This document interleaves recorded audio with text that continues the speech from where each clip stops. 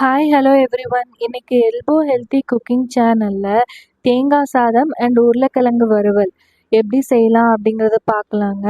And நான் வந்து coconut rice எதில் பண்ணியிருக்கேன்னா நம்ம 12 இன்ச் டீப் கடாயில் செஞ்சுருக்கேங்க. அண்ட் பொட்டேட்டோ ஃப்ரை பார்த்தீங்கன்னா நம்ம 9 இன்ச் ஃப்ரை பேனில் பண்ணியிருக்கேன். அண்ட் இந்த வீடியோவில் ஒரு 4-5 டிப்ஸ் நான் கொடுக்க போகிறேன் எப்படி குக் பண்ணணும் அப்படின்னு சொல்லிட்டு.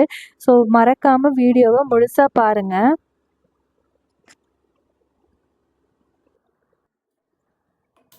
டிப் நம்பர் 1, ஃபஸ்ட்டு நம்ம எல்போ கடாய் எடுத்து வாஷ் பண்ணிவிட்டு அடுப்பில் வச்சு ஹீட் பண்ணிக்கலாங்க. இது எதுக்காக ஹீட் பண்ணுறோம் அப்படின்னா அந்த வாட்டர் எல்லாமே எவாப்ரேட் ஆகிறதுக்கு.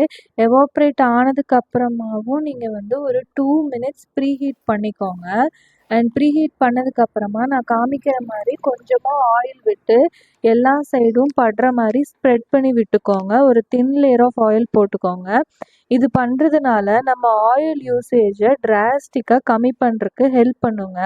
ஏன்னா இந்த ஆயில் வந்து ஹீட் ஆக கடாய் வந்துட்டு உங்களுக்கு நல்லா நேச்சுரலி நான்ஸ்டிக் ஃபினிஷாக மாறும். இப்போ வந்து நான் வாட்டர் வந்து ஸ்ப்ரிங்கிள் பண்ணி டெஸ்ட் பண்ணி பார்த்துக்கிறேன் ஹீட் கரெக்டாக இருக்கா இல்லையான்னு. இப்போ கரெக்டாக இருக்குது. இப்போ வந்து நார்மலாக தேங்காய் சாதத்துக்கு பார்த்திங்கன்னா ஒரு 5-6 கரண்டி ஆயில் விட்டு நாங்கள் செய்வோம். பட் இந்த கடாய் வந்ததுக்கப்புறமா நான் 3 டேபிள் ஸ்பூன் தான் ஆயில் விட்டு செய்ய போகிறேங்க. இப்போ நான் செய்கிற அளவு வந்து ஒரு 3லேருந்து 4 பேர்த்துக்கு கரெக்டாக இருக்கும். அண்ட் இப்போ கடுகு போட்டிருக்கேன். கடுகுக்கு அப்புறமா சோம்பு இல்லைன்னா சீரகம் போட்டுக்கலாம். சோம்பு ஃப்ளேவர் எனக்கு பிடிக்குங்கிறதுனால நான் சோம்பு போட்டிருக்கேன். உங்களுக்கு சோம்பு வேண்டாம் அப்படின்னா சீரகம் போட்டுக்கோங்க. அதுக்கப்புறம் கடலைப்பருப்பு போட்டுட்டு நல்லா வறுத்துக்கோங்க. கடலைப்பருப்பு எப்பவுமே வந்து ஒரு ப்ரௌன் கலர் ஆகிற வரைக்கும் வறுத்துக்கிட்டிங்கன்னா ரொம்ப க்ரன்ச்சியாக இருக்கும். இந்த வதக்குங்கிற ஃபீல் வராது. ஸோ இந்த அளவுக்கு வதக்குனதுக்கப்புறமா கருவேப்பிலை, சின்ன வெங்காயம் அண்ட் சில்லிஸ் போட்டுக்கோங்க. ரெட் சில்லி நான் 2மே யூஸ் பண்ணியிருக்கேன். பச்சை மிளகாயும் யூஸ் பண்ணியிருக்கேன், வரமிளகாயும் யூஸ் பண்ணியிருக்கேன். 2மே போட்டுக்கோங்க. அண்ட் எங்கள் வீட்டில் பார்த்தீங்கன்னா நாங்கள் சின்ன வெங்காயம் வந்து கொஞ்சம் ஜாஸ்தியாகவே சேர்த்திப்போங்க. எப்போதுமே எங்கள் அப்பா சொல்லுவார், எப்போவுமே பெரிய வெங்காயத்துக்கு பதிலாக சின்ன வெங்காயம் நிறைய யூஸ் பண்ணும்போது நிறைய எதிர்ப்பு சக்தி நமக்கு கிடைக்கும் அப்படின்னு சொல்லுவார். ஸோ அதனால் எங்கள் வீட்டில் எப்போவுமே மேக்ஸிமம் பெரிய வெங்காயத்துக்கு பதிலாக சின்ன வெங்காயம் வந்து ஜாஸ்தியாகவே யூஸ் பண்ணிப்போம். நீங்களும் கண்டிப்பாக யூஸ் பண்ணி இந்த மாதிரி தாளித்த சாப்பாடெலாம் செஞ்சு பாருங்கள், ரொம்பவே நல்லாயிருக்குங்க.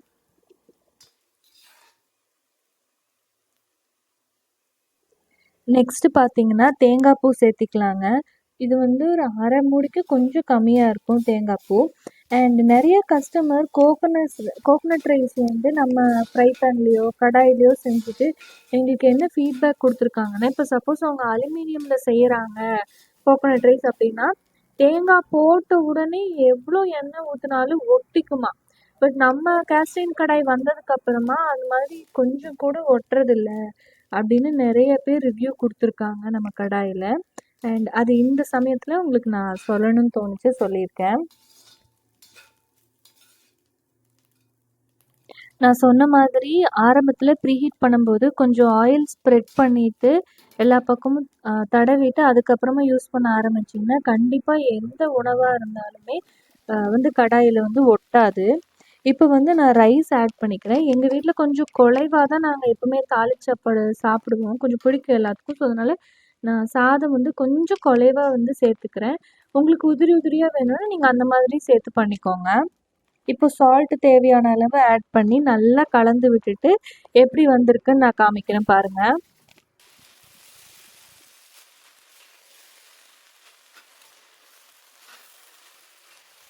அண்ட் இப்போ நீங்கள் நினைக்கலாம் எஸ்எஸ்லேயே யூஸ் பண்ணுறாங்களே சில்வர் கரண்டி ஒன்றும் ஆகாதான்னு. ஒன்றுமே ஆகாது.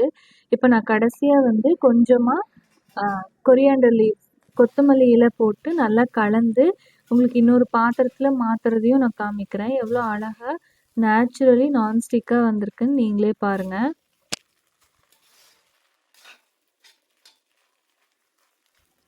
பொதுவாகவே பார்த்தீங்கன்னா கஸ்டமர்கிட்ட 2 மெயின்டெனன்ஸ் சொல்லுவோம். ஒன்று வந்து இப்போ நான் காமிக்கிற மாதிரி உங்களுக்கு ஒட்டாமையே வந்திருந்தது அப்படின்னா, உங்க கடாய் வந்து ஒண்ணுமே நீங்க பண்ண வேண்டாம். சும்மா தொடச்சு எடுத்து அப்படியே ஆயில் போட்டு வச்சுருங்க. அதுவே போதுமான அளவு ரீசீசனிங், ரீமெயின்டனன்ஸ் ஆயிரும். நெக்ஸ்ட்டு குக் பண்ணும்போது நீங்க எடுத்து வாஷ் பண்ணிட்டு குக் பண்ணிக்கலாம். ஸோ நாங்க வந்து எப்பவுமே இப்படியே தான் வச்சுப்போம். பார்த்தீங்கன்னா, எவ்வளோ நான்ஸ்டிக்கா நேச்சுரலா இருக்கு பார்த்தீங்களா? ஸோ இந்த ஹீட்லயே நீங்க இன்னும் கொஞ்சம் எல்போ ரீசீசனிங் ஆயில் போட்டோ, இல்ல நார்மல் குக்கிங் ஆயில் போட்டோ, நீங்க எல்லா பக்கம் அப்ளை பண்ணிட்டு எடுத்து வச்சுக்கலாம். அதுவே போதுமான அளவு இருக்குங்க. வேற ஏதாச்சும் ஒட்டுற மாதிரி நீங்க செஞ்சீங்க, இப்போ தக்காளி தொக்கோ அந்த மாதிரி வேற ஏதாவது தொக்கு ஐட்டம் செஞ்சீங்க அப்படின்னா, நீங்க கண்டிப்பா ஒரு டைம் வாஷ் பண்ணிட்டு, அ ஸ்டவ்ல வச்சு ஹீட் பண்ணி, நல்ல ஒரு தின் லேயர் ஆஃப் எல்போ ரீசீசனிங் ஆயில் இல்லைனா any sort of cooking oil போட்டு அப்ளை பண்ணி எடுத்து வச்சுட்டீங்கனாவே போதுமான அளவு இருக்கும். ஸோ பார்த்தீங்களா, இவ்வளோதான். இது எதுக்கு கழுவணும் பார்த்தீங்களா, இந்த ஹீட்லயே நீங்க அப்படியே கூட எடுத்து வச்சிரலாம். நாங்க அப்படியே எடுத்து வச்சுருவோங்க. இதுதான் ரீசீசனிங் அண்ட் ரீமெயின்டனன்ஸ்க்கான ஒரு சின்ன டிப். இப்போ டிப் நம்பர் 2. இந்த மாதிரி வாட்டரை நீங்கள் ப்ரீஹீட் பண்ணிவிட்டு ஸ்ப்ரிங்கிள் பண்ணி பார்த்தீங்கன்னா, எல்லா சைடுமே ஒரே மாதிரி வாட்டர் வந்து டான்ஸ் ஆடணும். இந்த மாதிரி ஆடிச்சுன்னா உங்களுக்கு ஈவனாக ஹீட்டு ஸ்ப்ரெட் ஆகிடுச்சு அப்படின்னு தெரிஞ்சுக்கலாம். இது வந்து பொரியல் அந்த மாதிரி விஷயங்கள் குக் பண்ணுறதுக்கான ஹீட்டு. உங்களுக்கு ஒரு வேளை ஆம்லெட் செய்யணும்னா அதுக்கு வந்து வேறு மாதிரி ஹீட் நீங்கள் வச்சுக்கணும். அது வந்து அடுத்தடுத்த வீடியோவில் சொல்கிறேன். இப்போ நான் வந்து 1 டேபிள் ஸ்பூன் ஆயில் விட்டுருக்கேங்க. அண்ட் கடுகு போட்டு நல்லா பொரிஞ்சதுக்கு அப்புறமா நான் வந்து ஒரு 5 to 7 மினிட்ஸ் பாயில் பண்ண பொட்டேட்டோ தான் சேர்த்துருக்கேன். அதாவது 5லேருந்து 7 நிமிஷம் வந்து நல்லா தண்ணியில், அதாவது நல்லா ஹாட் வாட்டரில், தண்ணியில் கொதிக்க வைக்கிற தண்ணியில் பொட்டேட்டோவை போட்டு அதை நல்லா வேக வச்சு ஒரு 80 to ஒரு 70% வேக வச்சுட்டு நான் எடுத்து அதை கட் பண்ணி வச்சுருக்கேன். ஸோ இப்போ வந்து நம்ம மீடியம் ஹீட்டில் வச்சுக்கோங்க. வச்சுட்டு அந்த பாயில்டு பொட்டேட்டோஸை ஆட் பண்ணிக்கலாங்க.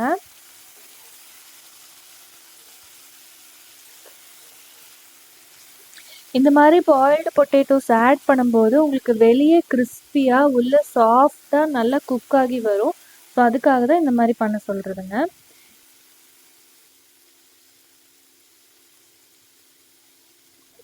அண்ட் இப்போ வந்து கல்லுப்பு சேர்ந்துட்டு, அதாவது கல்லுப்பு இல்லை, தூளுப்பு தான்.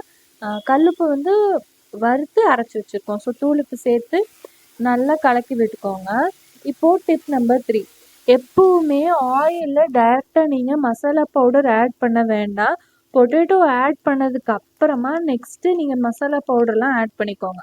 மசாலா ஈவனாக கோட் ஆகும் அண்ட் மசாலா வந்து ஓவர் குக் ஆகாது. ஒரு வேளை நீங்கள் ஆயில்லையே ஆட் பண்ணும்போது தீஞ்சு போகிறக்கும் வாய்ப்பு உண்டு மசாலா. ஸோ நம்ம குக்வேரில் சமைக்கும்போது நீங்கள் பொட்டேட்டோவுக்கு மேலே உங்கள் மசாலா பொருள் போட்டாவே போதுமான அளவு இருக்கும். ஐ மீன் நல்லா பச்சை வாசனை இல்லாமல் வெந்து வந்துடும் அப்படின்னு சொல்கிறேன். அண்ட் பார்த்தீங்கன்னா சைடில் நான் வந்து நம்ம எல்போவோட 4.5 தட்கா பேன் தாளிப்பு கரண்டி வந்து ப்ரீஹீட் பண்ணிகிட்ருக்கேன்.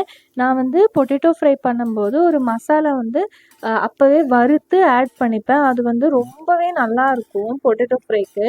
ஒரு 2 மினிட்ஸ் நீங்கள் வந்து ப்ரீஹீட் பண்ணி வச்சுக்கோங்க தாளிப்பு கடாயை. இப்போது அந்த மசாலாவுக்கு என்னென்னலாம் போடுவேன்னா, மேக்ஸிமம் சோம்பு, சீரகம், பட்டை, ஏலக்காய். வேணும்னா நீங்கள் கிராம்பு போட்டுக்கலாம். அது உங்கள் இஷ்டம். இந்த 4 விஷயத்தையும் வந்து கொஞ்சம் கொஞ்சமாக போட்டு வறுத்துட்டு நல்லா பொடி பண்ணிக்கோங்க. பொடி பண்ணதுக்கப்புறமா ஒரு 1/2 டீஸ்பூன் போட்டு நல்லா பெரட்டிக்கோங்க. கடைசியாக கொஞ்சமாக பெருங்காயம், கேஸ்டைனில் செய்யும்போது பெருங்காயம் கடைசியாக போட்டு நல்லா கலக்கி விட்டு ஜோராக கலக்கி விட்டு இறக்குனீங்கன்னா ரொம்ப டேஸ்ட்டாக இருக்குங்க.